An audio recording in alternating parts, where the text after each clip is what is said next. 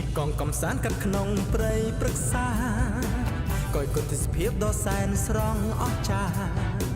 ស្ដាប់សំឡេងសត្វច្រៀងនៅលើវិហារចិត្តកាយាស្រស់ថ្លាកន្ល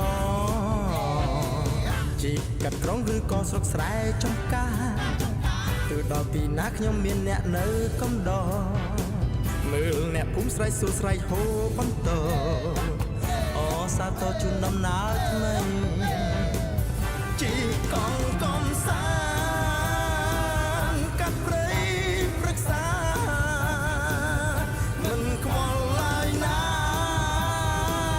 ភាពឯការសាទៅឆ្ងាយមិនខ្លាចជាប់ជួបភ្លៀងក្តៅឬរងាព្រោះវាគឺជារឿងពិត